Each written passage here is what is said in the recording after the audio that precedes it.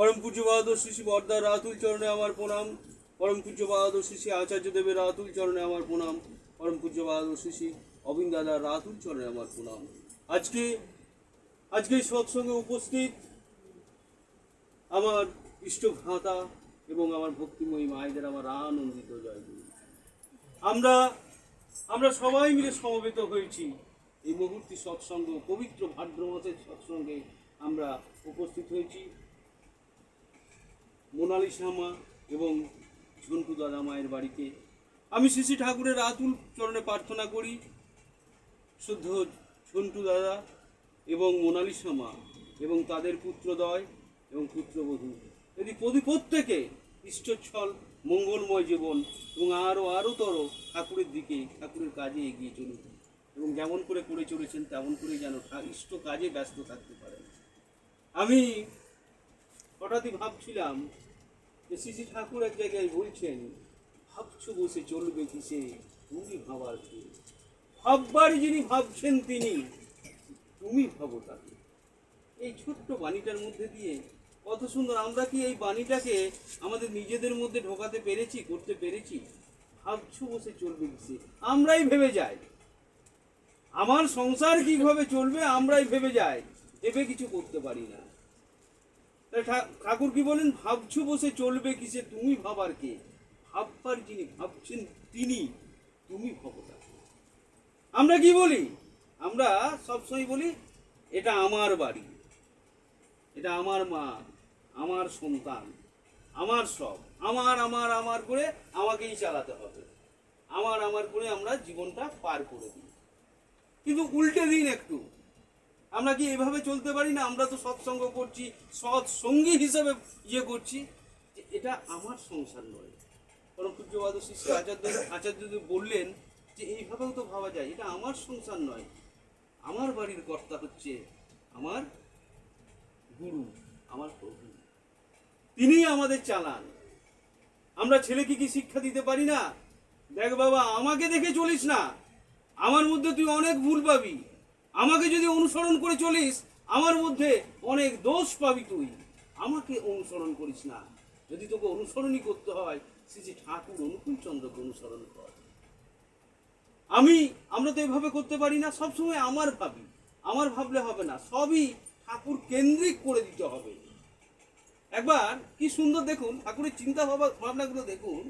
একবার একটি লোক সৎসঙ্গের বাইরের গেটে ঠাকুরের নিয়ে খুবই গালাগাল দিচ্ছে, মানে এত গালাগাল দিচ্ছে, প্রতিদিন আসে গেটের বাইরে গালাগাল দেয় আর চলে যায়, গেটের বাইরে গালাগাল দেয় আর চলে যায়। শ্রী শ্রী ঠাকুর একদিন সযত্নে সেই লোকটিকে ডাকলেন, বলছে তোমার ব্রেনটা খুব শার্প এবং তোমার বুদ্ধিটা খুব তীক্ষ্ণ। যে লোকটি গাল দেয় সে ভাবছে আমি আবার কি করলাম। ঠাকুর বলছেন তোমার ব্রেনটি খুব শার্প এবং তীক্ষ্ণ, তুমি এক কাজ করো, তুমি পড়াশোনা শুরু করো। শ্রী শ্রী ঠাকুর কি করলেন, তাকে কলেজে বা স্কুলে ভর্তি করে দিলেন, তাকে পড়াশোনা করালেন। শ্রী শ্রী ঠাকুর তাকে বিদেশ পাঠালেন, বিদেশ থেকে সে পড়াশোনা করে একটা বড় ব্যক্তিতে পরিণত হলো। না, শ্রী শ্রী ঠাকুর কেন বলেছিলেন তাকে, তখন বললেন তোমার ব্রেনটা কেন শার্প না, তুমি নিত্য নতুন গালাগাল দাও। তুমি আজ যে গালাগালটা আমাকে দিলে গেটের বাইরে, তারপরের দিন এসে অন্য গালাগাল দাও, তারপরের দিন এসে অন্য গালাগাল দাও, তারপরের দিন এসে অন্য গালাগাল দাও, তোমার ব্রেনটা খুব শার্প। তাহলে এটা থেকে আমরা কি বুঝলাম? আমরা কি করি, আমরা কোনো মানুষ যদি কোনো খারাপ কাজ করে ফেলে আমরা তাকে দূরে সরিয়ে দিই, লোকটা বাজে, আমরা যাব না। তাহলে ঠাকুরের থেকে আমরা কি শিখলাম? এতে কাউকেই ফেলে দেবার নয়, সবাইকেই। ঠাকুর কি করলেন, ভালো রোগটাকে, যেটা খারাপ কাজের দিকে ব্যয় হচ্ছিল যেই বুদ্ধিটা, সেটাকে একটু টার্ন করে ঘুরিয়ে দিলেন। কি করলেন, ঘুরিয়ে দিয়ে ভালো দিকে ঘুরিয়ে দিলেন। সেই লোক বিদেশে যে পড়াশোনা করে চাকরি করে দেশের নাম করে। এই হচ্ছে শ্রী শ্রী ঠাকুর। এই শিক্ষাগুলো তো আমরা নিতে পারি না। এক মা এসে বলছে গ্রহ দোষ, বলছে আমার শনির দশা চলছে। আচার্যদেবকে বলছে আমার শনির দশা চলছে। পরম পূজ্যপাদ শ্রী শ্রী আচার্যদেব হেসে বললেন, গ্রহ তো অন্য গ্রহের, আমরা পৃথিবী গ্রহে আছি, গ্রহ তো অন্য গ্রহের ব্যক্তি, বলছে গ্রহ দোষ কখন হয়? আমার মনটা যদি দুর্বল হয়ে যায়, আমার মনটা যদি দুর্বল হয়ে যায়, তখন আমি ভাবি আমাকে হয়তো গ্রহের প্রকোপ করেছে। আমার মধ্যে দিয়ে কি জিনিসটা ঢুকে গেছে, ভালো করে চিন্তা করবেন। আমার মধ্যে কি জিনিসটা ঢুকে গেছে? আমার মধ্যে খারাপের প্রবণতাটা ঢুকে গেছে বেশি, ভালো ঠাকুর আমার থেকে বেরিয়ে গেছে। আমরা যারা সৎসঙ্গী, আমরা যদি মনে মনে ভাবি, আমরা আচার্যদের দেখবেন বলবে, কেউ যদি আংটি পরে যায়, লক্ষ্য করবেন আচার্যদেবের সান্নিধ্যে এলে তাকে বলেন আংটি এতগুলো কি জন্য? না, বলবে এটা রাহুর জন্য, এটা কেতুর জন্য, এটা শনির জন্য, এটা বৃহস্পতির জন্য। আমার ভাগ্যটা খারাপ। আমাদের সৎসঙ্গীদের কোনো আংটি, কোনো পাথরের প্রয়োজন হয় না। কি বলছে গ্রহের দোষে? যদি ঠাকুর আমার মধ্যে থেকে বেরিয়ে যায়, তাহলে ওই গ্রহ উপগ্রহ সব আমার মধ্যে দিয়ে প্রবেশ করে যাবে। তাহলে আমাকে কি করতে হবে? আমাকে ঠাকুরকে বার করলে চলবে না, আমাকে ঠাকুরময় হয়ে থাকতে হবে। গ্রহ আপনাকে উপদ্রব করতে যাবে কেন? সে নিজের কক্ষপথে ঘুরছে, আপনি নিজের কক্ষপথে ঘুরছেন। গ্রহটা একটা অজুহাত। আমার মধ্যে থেকে যখন ঠাকুর বেরিয়ে যাবে, তখন আমাদের এইসব ভাবনাগুলো আসবে। যে ঠাকুর কখন বেরিয়ে যায়? যখন অশুভ শক্তি আমার মধ্যে প্রবেশ করে, তখন ঠাকুর থাকে না। শুভ অশুভ দুটো এক জায়গায় কোনো মতেই থাকতে পারে না। শুভ বেরিয়ে গেলে অশুভ প্রবেশ করবেই করবে, জায়গাটা ভ্যাকেন্ট মানে এমটি থাকে না। এই হচ্ছে আচার্য পরম্পরা। আচার্যদেব কত সুন্দর করে হাত মানে এত সুন্দর ভেঙে বুঝিয়ে দেয়, এটা আমরা বুঝতে পারি না। আমরা দেওঘর যাই, আমরা ঠাকুর বাড়ি যাই, আচার্য সান্নিধ্য করি, এসে বলি বাহ বেশ মজাদার কথা বললো তো। আমরা বাণী পাঠ করি, বাহ এই বাণীটা তো খুব সুন্দর। কিন্তু এই বাণীটাকে কি আমার চরিত্রে আমি ঢালতে পেরেছি? আমরা বলার সময় অনেক বললাম, আমার চরিত্রগত করতে পেরেছি?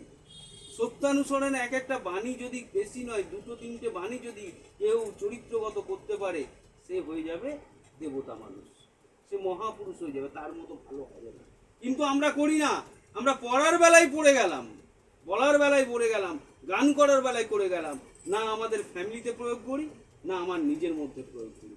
সেই আমরা প্রবৃত্তির দোষে আমরা বাইরে বিচরণ করে বেড়াই। আপনি যখন আমরা কি করি? আমরা পরনিন্দা পরচর্চা করি। আমি সবই ঠাকুরের কথা, পরনিন্দা পরচর্চা করি। কেউ একটা খারাপ জিনিস দেখলে তার পেছনে হাউ করে লেগে গেলাম, এটা খারাপ বললো, ও ওটা খারাপ বললো, এর এই স্বভাবটা খারাপ, ওর স্বভাবটা খারাপ। পরম পূজ্যপাদ শ্রী শ্রী আচার্যদেব এখানেও বলে দিয়েছেন। কি বলেছেন? তুমি যেই ওই ব্যক্তিটার দোষ দেখতে গেলে, ওর দোষটা সবই তোমার মধ্যে ঢুকে গেল। তুমি যেই ওই ব্যক্তিটার দোষ দেখতে গেলে, আমরা মন্দিরেই করি, এই প্রার্থনাটা এই লোকটা ঠিক পারে না, এ বাণী পাঠটা ঠিক পারে না, কি দরকার? তুমি তোমার মতো করো, তুমি সেই প্রবৃত্তিটাকে ঢুকিও না। আমাদের আচার্যদেব এতভাবে আগলে রেখেছেন, আপনি বিশ্বাস করতে পারবেন না। আপনারা সবাই টাচে আছেন, মন্দিরে টাচে আছেন, আচার্য সান্নিধ্যে আছেন, একটু আপনাদের প্রতি প্রত্যেকের একটু চলনা করে চলবেন। আচার্যদেব বারবার বলছেন, 100 বার বলছে, বাইরে জগৎ দেখতে হবে না, আগে নিজের সংসারটা ঠিক করুন। আমিও ইষ্ট প্রসঙ্গে আচার্যদেবের বারবার ওই কথা বলি, সংসারটাকে সংসারের মতো করুন, সংসারটা যেন ছবির মতো হয়। আচার্য পরম্পরা কেমন? দুটো শ্রী শ্রী দাদার কথা বলেই আমি শেষ করব। এক মা গেছে শ্রী শ্রী দাদার কাছে। তখন শ্রী শ্রী দাদা হচ্ছে আচার্যদেব, প্রণাম করে বলছে, আমার ছেলের বিয়ে হচ্ছে না, আমার ছেলের বিয়ে হচ্ছে না। তখন দাদা বলছে, শ্রী শ্রী দাদা বলছেন, তোমার ছেলে কি করে? বলছে, আমার ছেলে হিরো হুন্ডা শোরুমে কাজ করে, আমার ছেলে হিরো হুন্ডা শোরুমে কাজ করে। তখন আচার্যদেব হো হো করে হেসে বলছে, তাহলে তুমি যাও, তোমার বৌমাকে তুমি ইয়াম্মাস শোরুমে পাবে। সবাই হাসছে, যত ছিল নাটমণ্ডপে যতজন বসেছিল হো হো করে হাসছে, যেন একটা ইয়ার্কির ইয়ে। ওই যে ছেলেটার মা, ওই ছেলেটির মায়ের পরিবারটি হচ্ছে সস্তয়িনী পরিবার খুঁজে পাচ্ছে না। উনি যখন আচার্যদেব যখন বলেছেন যে আমার মেয়ে, আমার বৌমাকে পাওয়া যাবে ইয়াম্মার শোরুমে, গুরু বাক্য অভুল হতে পারে না। উনি ইয়াম্মার শোরুমে যে কাঁচের শোরুম, ভেতরে ঢুকতে পারতো না ভয়ে, বাইরে বসে থাকতো।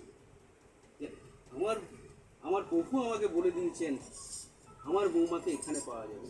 প্রতিদিন বসে থাকার পর প্রতিদিন বসে থাকার পর একদিন একটি ভদ্রলোক এসে বেরিয়ে এসে বললো, মা আপনি প্রতিদিন এখানে বসে থাকেন, আপনি কি কিছু খুঁজছেন? বলছে আমি কিছু খুঁজছি না, আমার বৌমাকে এখানে পাওয়া যাবে। বলছে আপনার বৌমাকে? এখানে তো কোনো মেয়ে মানুষ কাজ করে না, এখানে কোনো মেয়ে মানুষ কাজ করে না। তখন তখন বলছে কি জন্য খুঁজছেন কোনো মেয়ে মানুষ? বলছে আমার ছেলের বিয়ের সম্বন্ধ করার জন্য। বলছে আপনার কি শ্রী ঠাকুর অনুকূল চন্দ্র দীক্ষিত? বলছে হ্যাঁ। বলছে আমাদেরও অফিসে একজন কাজ করে, চলুন, উনিও মেয়ের পাত্র খুঁজছেন। যখন এসে দেখা করলো ওই ম্যানেজারের সাথে ভেতরে, ওই ম্যানেজার তার মেয়ের জন্য সস্তৈনিক ছেলে খুঁজছে। ওদের দুজনের একসাথে হয়ে ঠাকুর বাড়ির আশীর্বাদ হয়ে দুজনের বিয়ে হয়ে গেল। তাহলে কি আচার্য পরম্পরা যেটা বলে, ইয়ার কি করেও যদি বলে, জানবেন সেটা আপনার ভালোর জন্য বলছে, আমাদের ভালোর জন্য বলছে। কেমন করে?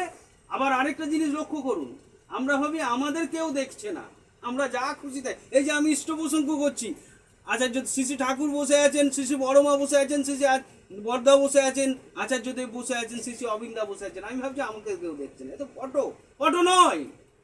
কেমন দেখতে পাই? একটা উদাহরণ দিয়ে আমি শেষ করব। কিরকম দেখতে পাই? একটা মন্দির থেকে গেছে, মন্দির থেকে যেটা শ্রী শ্রী বড় মায়ের যেটা গম্বুজ আর কি গম্বুজ আছে, সেটা থেকে চুইয়ে চুইয়ে জল পড়ে, নিবেদন করতে গেছে যে ওটা সারাইয়ের জন্য হবে, ওটা সারাই করতে হবে। মন্দিরে দাদারা গেছে পরম পূজ্যপাদ শ্রী শ্রী আচার্যদেবের কাছে নিবেদন করার জন্য। তখন আচার্যদেব বলছেন ওটা তো সারাই করতে হবেই, তার সঙ্গে দেখবেন শ্রী শ্রী বড় মায়ের বাঁ দিকের যে সিংহাসনটা আছে একটু বসে আছে, ভেঙে গেছে পায়াটা, ওটাও সারিয়ে নেবেন। আর কালেকশন আপনার অর্ঘের অভাব হবে না, খুব সুন্দরভাবে করুন। তাহলে উনি কি করে বুঝতে পারলেন ওই বাঁ দিকের চেয়ারের ইয়েটা সিংহাসনটা বসে গেছে? সব দেখতে পান, আমরা প্রতিনিয়ত সব দেখতে পান। তাই তো সবাই মিলে ঠাকুরের সঙ্গে একাত্ম হয়ে থাকুন, সবাই ঠাকুরময় হয়ে থাকুন, আর সংসারটাকে ঠাকুরের চরণ তলে ছেড়ে দিন। দেখবেন সব যেন কেমন যেন চলে যাচ্ছে, কেমন সুন্দরভাবে চলে যাচ্ছে। তাই আমি তো বলি, তোরা কে দেখবি মনের মানুষ, কে দেখবি আয়, বারে ফেরিলে যারে আধার ঘুচে যায়। তোরা কে দেখবি মনের মানুষ, কে দেখবি আয়, বারে ফেরিলে যারে আধার ঘুচে যায়। আধার ঘুচে যায়, দিবেশ দুঃখ মুছে যায়, প্রাণের ঠাকুর আজি আসিল ধরায়। তোরা কে দেখবি মনের মানুষ, কে দেখবি আয়, বারে ঘেরিল যারে আধার ঘুচে যায়। দে দে পাল তুলে দে, দে দে পাল তুলে দে, মাঝি হালা করিস না, হৃদয় মাঝে দেওঘর আর নয়নে পাবনা। ও আমার হৃদয় মাঝে দেওঘর আর নয়নে পাবনা। দুনিয়ায় দয়াল এলেন মাতা মন মোহিনীর ঘরে, হাসিলে হাজার মারি, কাঁদিলে মুক্ত জ্বরে। আচার্য যার সখা তার কিসের ভাবনা, আচার্য যার সখা তার কিসের ভাবনা। হৃদয় মাঝে দেওঘর আর নয়নে পাবনা। ও আমার হৃদয় মাঝে দেওঘর আর নয়নে পাবনা। জয় গুরু। অধিবর থেকে ভালো থাকবেন। জয় গুরু।